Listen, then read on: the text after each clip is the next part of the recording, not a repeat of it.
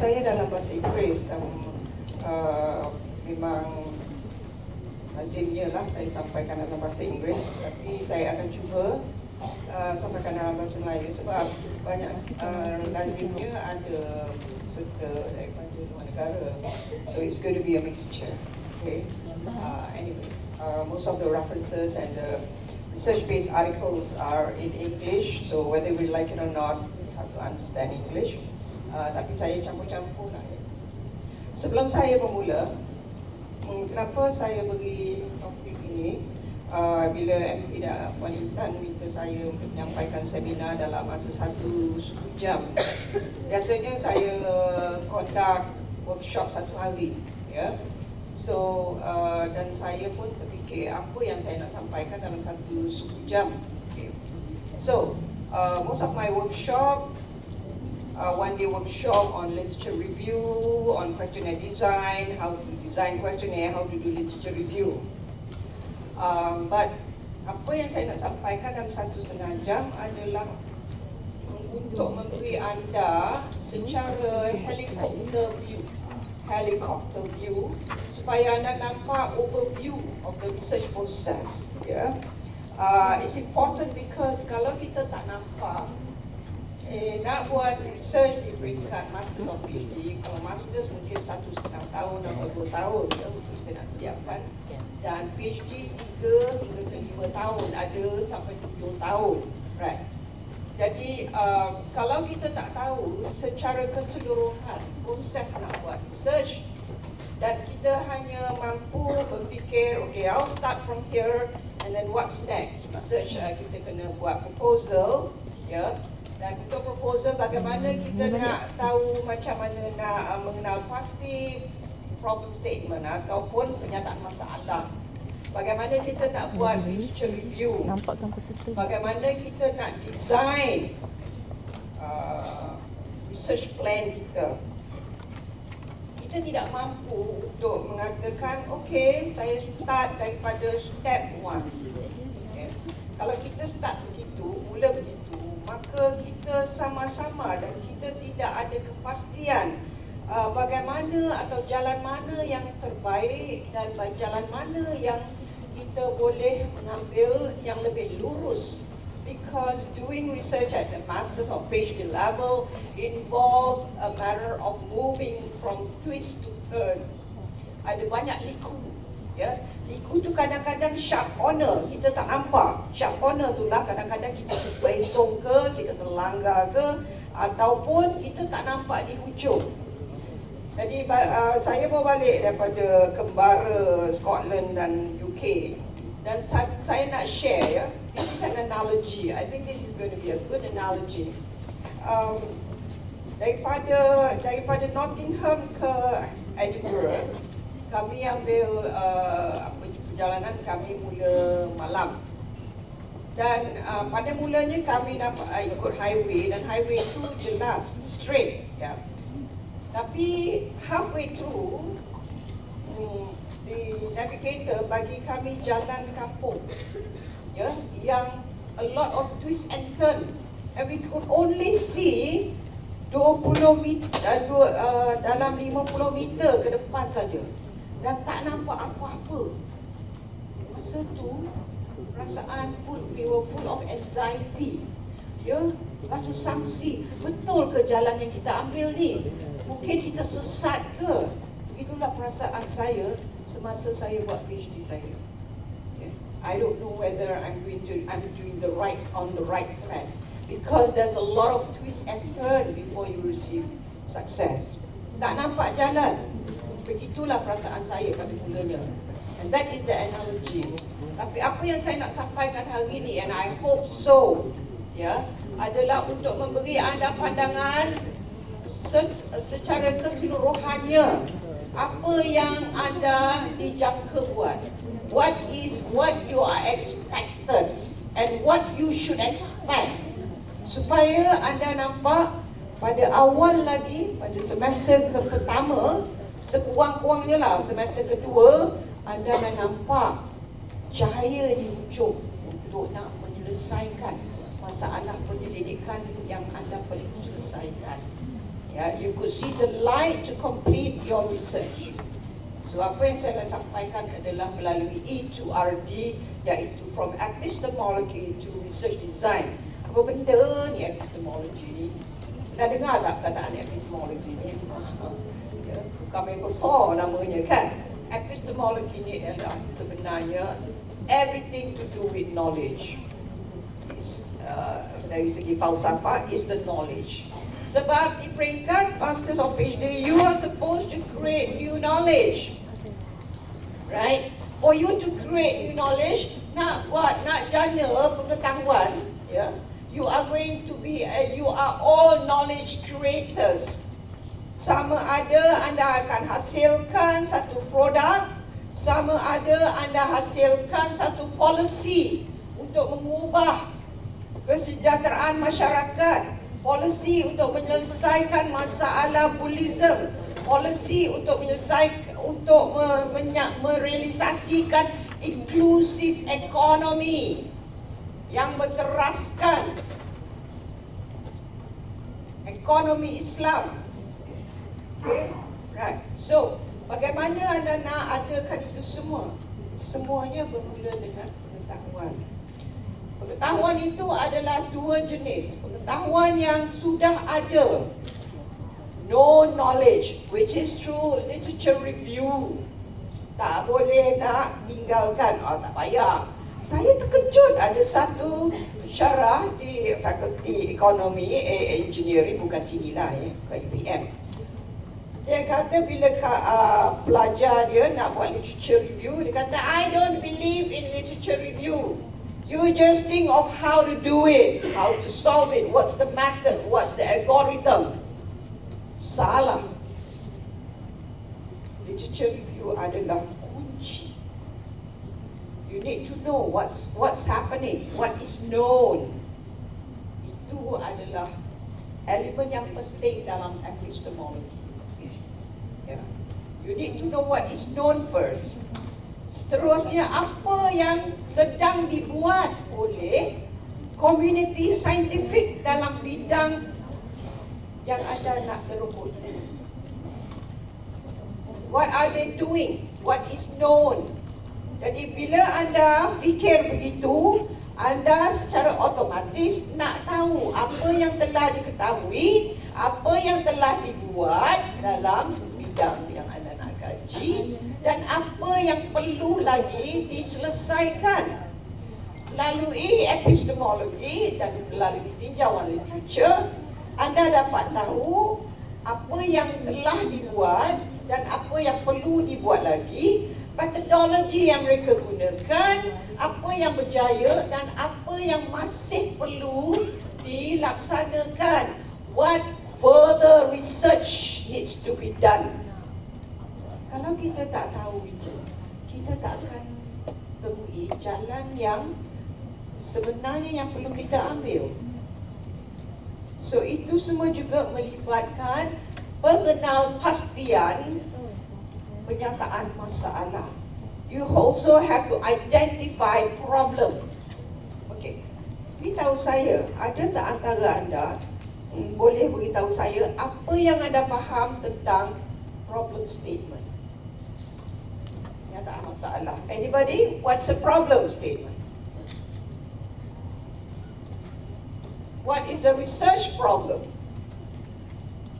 Anybody?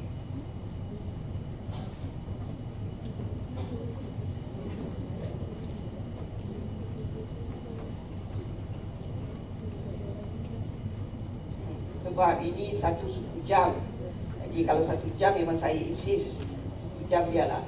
Ya, biasalah syarah kita soal kita jawab sendiri kan. Right, okay. Most of us would think that problem statement is the problem that you see. Okay, masalah bullyism. Kan, bully di sekolah. Ini satu masalah negara. Sebab apa? Dah ada banyak kematian. And this cannot continue. Jadi kalau kita tengok, oh ini masalah remaja lah ni, keruntuhan akhlak mereka, dah teruk remaja kita. Semua salahkan remaja kan. Okay, betul tak? What's happening with our youth? What are they doing? Why are they so violent? Kenapa? Itu yang kita nampak. Masalah betul tak? Semua setuju dengan saya? Setuju. Masalah remaja? Setuju.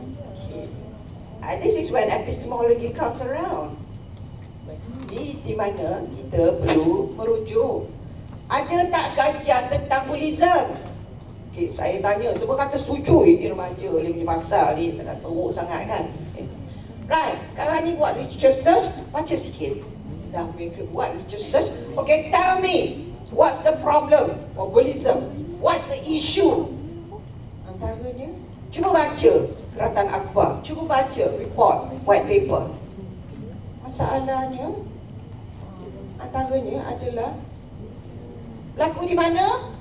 Di asrama. Isu yang mana? Asrama mana?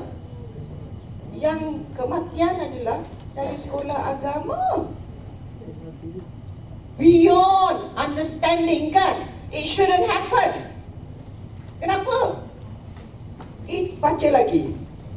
Pentadbiran asrama sekolah ditadbir oleh kaki tangan sokongan aja. That shouldn't be kan? What should it be? For it to be solved first, management of the hostel. So, bukan hanya masalah remaja, tapi hostel management. Tengok sistem sekolah macam mana. Saya pernah, anak saya sekolah asrama, tak nak mention lah sekolah asrama. Pagi-pagi, kerah, sikit silap, botan. Mention lah. Mention kan. Okay. So, kalau binatang dimasuk dalam haiwan, dimasuk dalam sangkar, dia garang tak? Garang kan? Psikologi remaja, kita perlu tangani. Itu antaranya. So saya tanya lagi, okay, ada lagi masalah? Maknanya sekarang ni bukan remaja je. You have shift the problem from the youth to school management, to hostel management, to teacher-student relationship. Lagi? Baca lagi Keratan Akhbar, saya kata. Okey, antaranya adalah ibu bapa tahu masalah anak dia tak nak pergi sekolah sebab dia dah beritahu dia ada masalah di sekolah. He was being bullied. Mak bapak sibuk, tak kisah, hantar juga. Don't listen to your children. Kan? Apa jadinya? So, isu daripada pelajar kepada hubungan ibu bapa, tanggungjawab ibu bapa. Jadi untuk menangani masalah bullyism, banyak konstruk. Apa? Bila kita buat kajian, kita perlu tahu apakah variable. Kita nak buat model untuk menangani bullyism di sekolah, ya. Kita nak buat satu model untuk boleh diikuti semua sekolah. Right? Antaranya adalah bukan saja akhlak remaja yang kita perlu tahu tangani, tetapi school hostel management, teacher-student relationship, child-parent relationship, good parenting. Sebelah kiri, the independent variable. Sebelah kanan, sustaining, ya, ataupun solution to bullyism. So, most of the time you need a model. Di peringkat master dan PhD, perlu tahu, mengenal pasti masalah. Bila kita menerokai literature, di sebalik apa yang kita nak kaji, kita akan temui variable ataupun construct. You need to know what's a construct. Variable yang cause and effect menyebabkan sesuatu itu berlaku ataupun yang boleh menyelesaikan. In the science and technology, Variable could be resources. Variable could be the temperature or the time. Variable ini yang kita perlu kenal pasti, and you can do it through epistemology, understanding epistemology. So, you have decided that you want to do your PhD. First, you must be able to conduct your research independently. Tak ada spoon feed lagi. That, of course, penyelia anda perlu beri guidance, kan? Perlu beri panduan. Okay. Tapi kadang-kadang nasib baik. Anda ada yang nasib baik, penyelia bagi guidance. Ada tu, this is what I found masa saya buat PhD. Sebab saya buat PhD, umur saya 40. Selepas 15 tahun saya bekerja sebagai pustakawan. Tak macam mana entah, fakulti IT dibuka dan mereka jemput saya. So suami saya kata, masa tu malas lah, dah ada anak semua kan. Suami saya kata, an extra degree wouldn't hurt, you never know. Okay. So saya pun terpaksa. Okay, terpaksa buat PhD. Kalau tidak, tak ke mana kita kan. Okay. Dan saya tak pernah buat atau menulis tesis langsung, tak ada.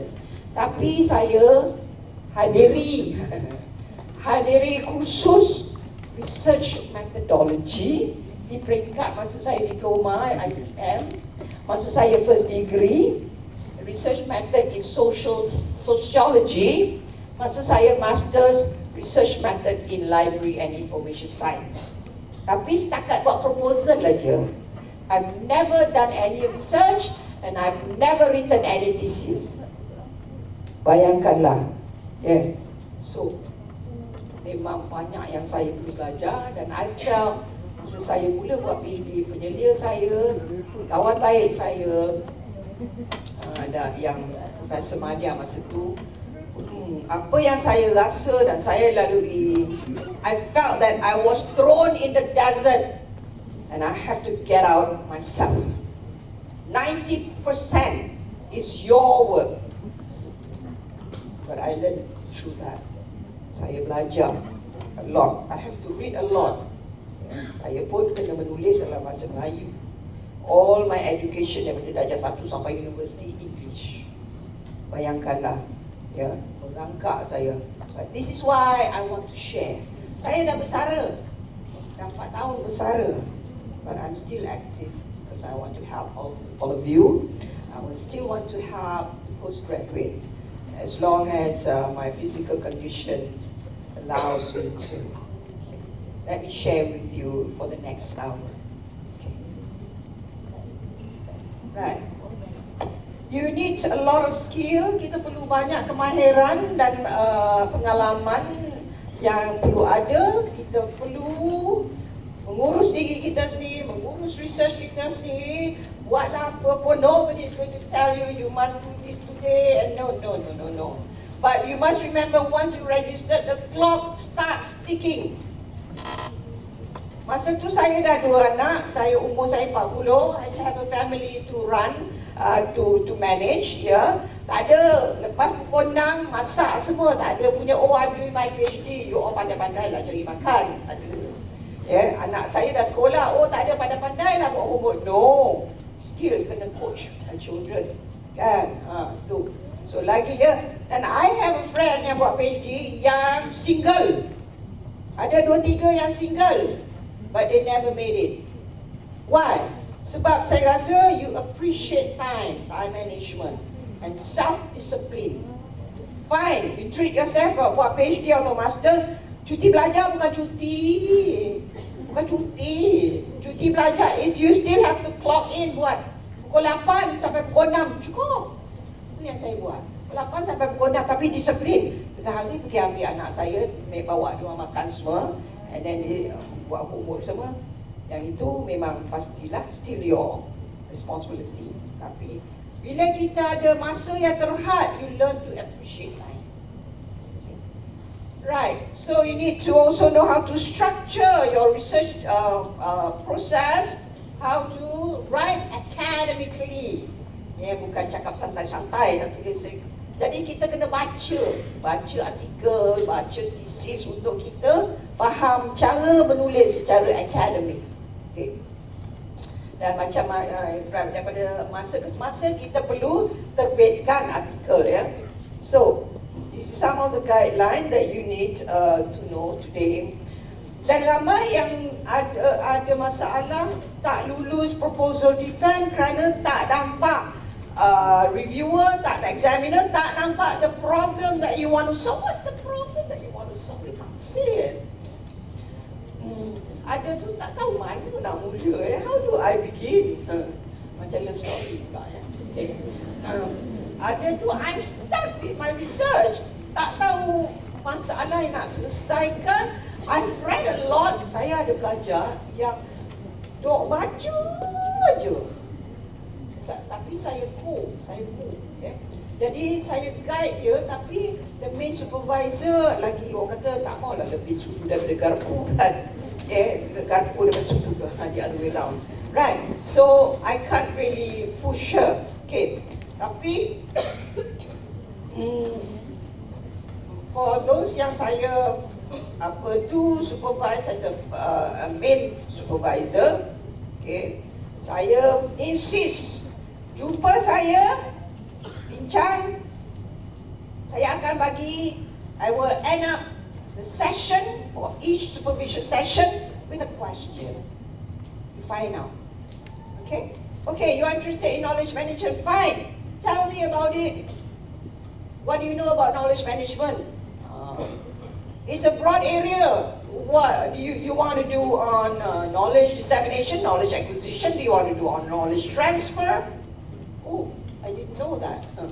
So explore which part are you interested. So next 2 weeks datang, okay, I'm interested in knowledge acquisition. Fine. What about it? Yes, what's the problem that concerns knowledge acquisition? And you read a question. So, bila dah baca, bukannya bincang. End of the month, lepas 2 minggu, tulislah. Write something. Don't read aja. Start writing. Bila baca your first research-based article, start writing. What do you know about the article? What's the core idea? What's the core concept that the author has introduced? What's the problem? What's the issue? How did he solve it? What method did he use? What approaches did he use? Okay, what's the gap now? What is still remain unsolved?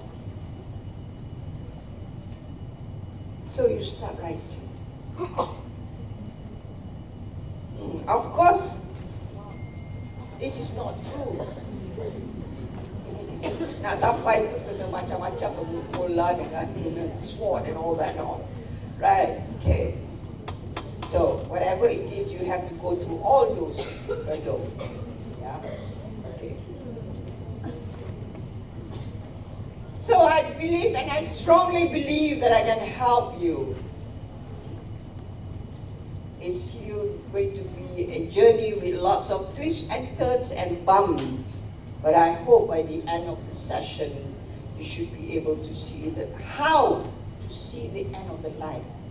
Yeah. And if, of course, you face a lot of frustration and challenges, banyak cabaran nak buat Masters of PhD. Orang kata is kalau anda buat, especially PhD lah, kalau anda buat dan tanpa ada sedetik pun, setitis pun air mata, I did my PhD in 3 years with no sweat and no tears. Tipu lah tu. Saya pernah, saya punya chapter 4 result, analysis, 240 pages. My analysis, 240 pages. And when I submit to my supervisor, this can't be acceptable, tak boleh diterima. Supervisor kata, I said, why not? My husband punya thesis, 2 volume. 500 pages each volume, 1,000 page, So it's still much less than my husband. Oh no, you're not going to submit 2 volume, dia kata. So, apa yang dia cakap? Shorten your chapter 4 to 90 pages. Tu aja. Dia tak cakap kenapa panjang sangat, macam mana nak shorten it, tak ada. So I start like, it's like knocking your head against the wall. You know, berguling-guling saya for about 1 week. Duduk menangis lah, kan? Duduk menangis, baring menangis, nak minum pun menangis, sedih, kan?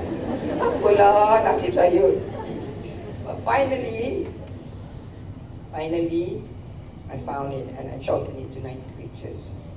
Okay, and that's the reason why bila saya supervise pelajar PhD saya, 19 pelajar PhD saya, I told myself, I'm not going to let them suffer the way I suffered. Okay, of course they suffered because saya the best.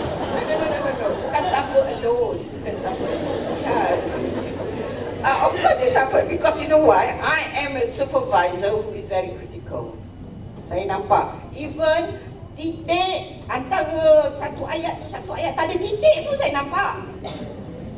Okay? Because adalah student saya beritahu kawan saya sama juga lah bawah supervision saya, you know, you better be careful. She even can see a dot without a missing dot between two sentences, or there is no link between one sentence to another. Yeah, Alhamdulillah lah, I have that critical thinking kind of mind. You need a critical thinking supervisor. Kalau everybody goody-goody, kalau your supervisor say, oh fine, senyum aja,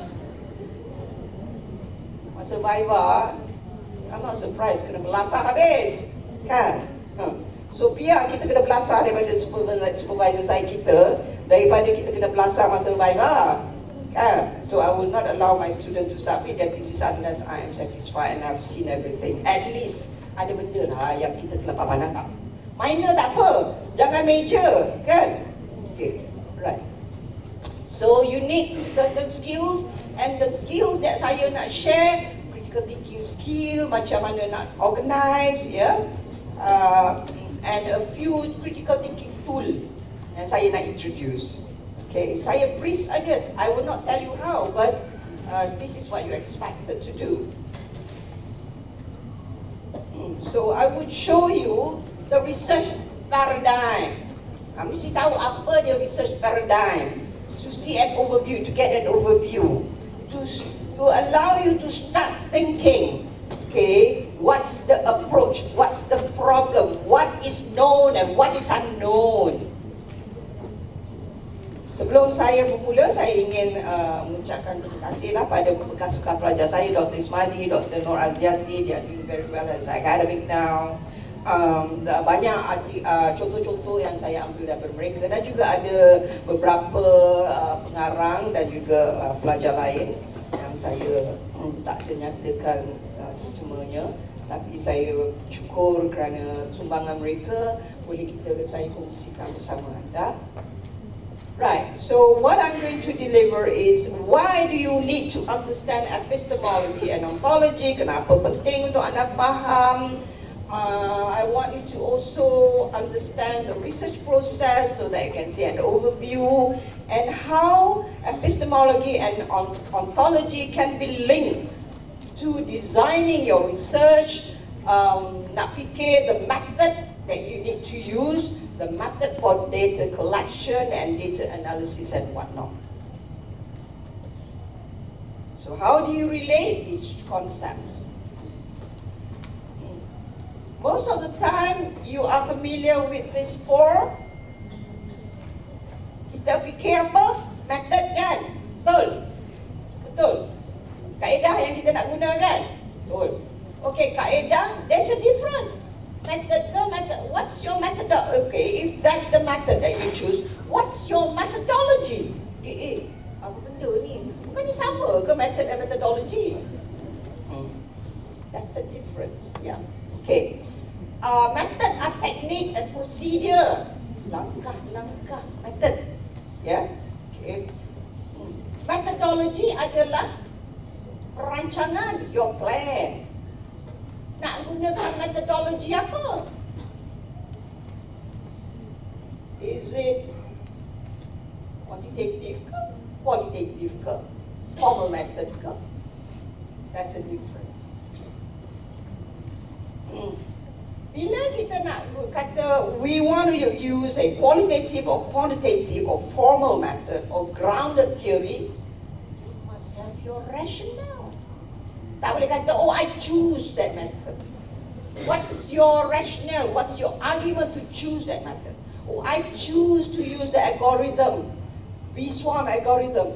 What's your rationale? And why not other algorithm? You want to use neural network. Why neural network? All you need to tell also argument, hujah. Bukan saja you choose, you have to give your rationale. And that's when literature review is important. Yeah. Okay. So you need to give your theoretical stand or your philosophical stand. Hujah-hujah di belakang untuk memberitahu. Okay, one of my students did on knowledge transfer of tacit knowledge, transfer of tacit knowledge. Tacit knowledge tahu, knowledge dalam otak, knowledge pengalaman. Macam mana nak transfer cara dia. Jadi dia nak buat model on successful knowledge, tacit knowledge transfer. Ya. Model for tacit knowledge transfer. Dan bila explore through literature, memang tak banyak. Banyak knowledge management tapi tacit knowledge tak banyak. So bila baca, we found that there's not much. So, tak boleh pakai definitely quantitative, tak boleh. We need to explore. Okay, we found out that research on tacit knowledge ada banyak mengkaji tentang mechanism to transfer tacit knowledge. Okay, fine. That is one way of thinking. So how, saya tanya dia, what mechanism did they use? So my students started collecting. Yang ini yang di luar negara dan di practice. Tapi kita tak tahu di dalam negara, are they practicing the same thing? Dan kita tak tahu, mungkin in different field mereka gunakan mekanisme yang berbeza. Okay. So in which field? So professionally ada banyak. Ada dalam pertanian, engineering, psychiatrist, doctors, consultant, ada banyak. So what we need is grounded theory. Grounded theory, kita dapat maklumat banyak daripada informant yang kita nak tanya itulah yang kita akan dapat. We will know through interview, through questioning to probing, macam mana an agriculturist transfer knowledge tentang fertilizer, combination of fertilizers. So actually you need the argument to support what you're doing. What's the theory behind it? And the epistemology and the ontology is the theory of knowledge and the view of reality. Oh, falsafah sangat. Apa benda ni? Philosophical, very philosophical. Apa yang sebenarnya yang berlaku? In a simple word, yeah, it's through literature that you will understand certain phenomena that is happening. Okay, so you still want to stick to this method dulu? Macam mana anda nak tahu method yang sebenar? If you have not explored the all possible method that previous researchers have used, that you think the best method. Sometimes the best method does not involve just one method. Mungkin X pakai method A, Y pakai method B, Z pakai method C. Tapi setiap method tu ada kekurangan. So I'm going to combine the three methods. I'll give you an example. In business IT alignment, they were studying the alignment. Why is it that certain organizations achieve or get the benefit of business IT alignment, meaning that they are benefiting from the IT investment in the organization. But why is it that some don't? Ada tu IT faculty, IT department, jabatan IT dia dekat dalam organisasi tutup. Sebab apa? Sebab pihak atasan pengurusan tak nampak. Dia dah invest tapi tak nampak ke arah increase in organizational performance. So bila kaji-kaji, pengkaji lepas mengkaji faktor-faktor yang menyebabkan alignment. Dan pengkaji-pengkaji ada yang mengkaji faktor social, ada yang mengkaji faktor strategik, ada yang mengkaji faktor struktur, ada yang mengkaji faktor budaya. Singly, ada tu mungkin 2-3 tapi masih tak lengkap. So when we study theory behind it, in order for business and IT to align, we need to know all the factors in the strategic, in the structural, in the social, and in the cultural. Barulah business IT akan align. Maknanya tak boleh terlepas pandang. Whereas previous researchers, dia hanya melihat dari sudut 1-2 perspektif sahaja. So you need to know the perspective. Jadi you can't think of method yet until you have explored the theory behind it, the theoretical, the theoretical perspective behind the method that they use. So while understand epistemology and ontology, we need to understand the key components. Yeah, which is the research paradigm, the ontology, the epistemology, the theory, the methodology, and the method. Because if not, you'll get confused and you will not be able to recognize others' contribution to defend your own position. So epistemology is all about recognizing what has been done by others. You can't claim, oh, this is the first time ever that a person is doing this research and that's you. No. You must give contribution to what has been done earlier. Kalau tidak, kita tak akan terfikir pun. Kita tak akan tahu pun faktor-faktor sebelumnya. But we pick up, yeah, dan put it in a more comprehensive way. Okay. So you need to know about methodology and method, or the methodology behind the method, or the strategy behind the method. There's a difference between methodology. Methodology is your strategy or your plan, rather than technique. Method is more technique, procedure. Okay. Oh, sorry. Okay. Ontology is the nature of reality, or what exists. That is ontology. It's actually about claim or assumption. This is one example. Core city urban schools which draw heavily on lower social economic level student population are characterized by low student achievement, low staff morale, high rate of absenteeism, and high vandalism. This is an example of ontology. Fikir pasal bidang anda, apa yang anda minat, and ask, what about it? What do you know? What are being addressed in this area? Okay. This has been addressed. Semua maknanya jangkaan lah kalau sekolah di kawasan urban school ni, inilah masalah dia. Biasalah. This is what you call generalization. Kan?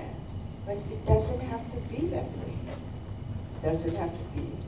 Sometimes some accuse, oh, certain race are high achievers. It's not all the time. Same student in the same race may not be performing academically. So these are just claims, and you have yet to prove it. Kalau anda mula baca dan anda dapati ini semua, ataupun anda buat jangkaan, prove it. You have 2 years for masters and you have 3 or 4 years to prove it. Right? Now how do you prove it? Start reading first. Betul ke? Start baca. Okay. Another example. Business IT alignment has been identified to permit IT investment to enhance organizational performance. Ini yang kononnya dengan IT business alignment, kalau align memang meningkat ya pencapaian organisasi. This is what we found out. When we start reading, it was not true. There are organizations who get the benefit of business IT alignment, but there are organizations where they have to outsource and they close up their IT department. When that happens, ada contradictory finding kan? You will be interested to know why is that so? And when you found out, there are many factors contributing. Then you start realizing, itu yang patut dikaji. Itu yang saya nak tahu. Faktor-faktor di Malaysia, ya. Dan apakah faktor-faktornya? And you start exploring. Oh, bukan saja kita perlu kaji faktor-faktor, kita perlu kaji pastikan faktor-faktor ni dalam 4 dimensi. Kalau tidak terlepas pandang, kalau tidak tak berjaya. Tak cukup hanya daripada strategik saja. 4 dimensi itu yang kita perlu jauh. If you realize that early, dah nampak dah apa perlu kita buat. Right from the beginning. It's just a matter of time for me to find out what are the factors, categorize mengikut dimensi yang akan mempengaruhi business IT alignment. For another 2 years, 1.5 years, I'm going to find out. Collect data. I want to test my hypothesis. You have generated 15 hypotheses from there. Nampak dah, right? Okay, so it's important to think the right way, on the right track. Okay, of course you're not going to do the exercise, tapi kalau one day a workshop to RD, of course you have to do the exercise. And exchanging experience would be very, very useful. Okay. Epistemology pula are the possible ways of gaining knowledge. It's all about the knowledge that you need to gain to understand whatever that needs to be understood. Pengetahuan yang perlu anda perolehi untuk memahami keadaan, untuk memahami masalah, untuk memahami metod yang perlu anda gunakan, untuk memikirkan macam mana metodologi yang anda nak gunakan untuk nak execute the method. So in short, claims about what is assumed to exist can be known. Maknanya, untuk nak dapat hujah-hujah kepada assumption atau claim yang dibuat, supaya anda dapat defend anda. Betul ke? Boleh diterima ke? Whether your claim would be accepted or rejected. Okay. Ini contoh ontology and epistemology. The business knowledge inherent in client must be combined with technical knowledge residing in the vendor for the outsourcing project to succeed. Itu ontology. Ini thesis pelajar saya yang buat kajian on knowledge transfer in IT outsourcing project in the e-government, right? So ini yang dia dapat melalui literature ini yang dia boleh rumuskan claim. Ini daripada apa yang dia baca, dia nyatakan di sini, didapati bahawa this is what she found, ya. Maknanya untuk knowledge transfer to be successful in IT outsourcing, mesti dapat knowledge technical daripada vendor. Okay, alright. Dan apa yang dia dapati melalui apa yang telah dikaji from the literature, this is what she found out, the epistemology. The epistemology is hujah-hujah yang menyokong claim di atas. Ya, that is that. Tak boleh kata sesuatu, tapi tak ada hujah-hujah. Okay. So project documentation process may increase the misunderstanding and errors involved in the process of transferring procedural knowledge, which is more tacit in nature, towards explicit knowledge for the purpose of project monitoring and control. because of different knowledge and skills possessed by business personnel and client and technical IT personnel at vendor side. Ini yang menyokong hujah di atas. Of course, ada citation. Yeah. Oh. Ini tambahan kepada hujah di atas, anda boleh baca sendiri. Ada lagi tambahan bagi hujah di atas. So you need to give a few argument to support. For the business IT alignment, our claim is business IT when they align would improve organizational performance. Penjajaran IT akan menyebabkan mempengaruhi pencapaian organisasi. Itu yang kita nak kita dapati. I believe. Ontology is what you believe or what others believe. Apa yang dipercayai is happening. Itu ontology. Tapi bila saya buat kenyataan itu, pelajar saya buat kenyataan itu, why do you say so? Tak boleh just, oh because I believe. No.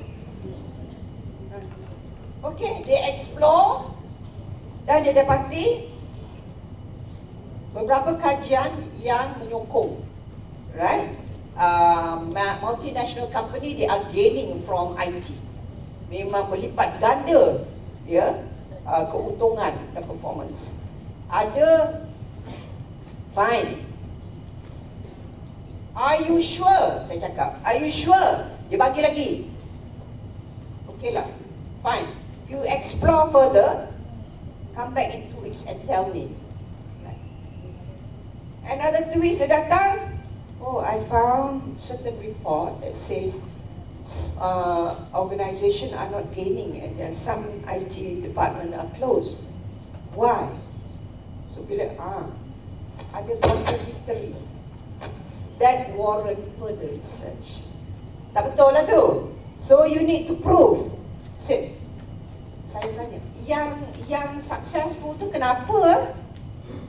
And we found the factors that contribute.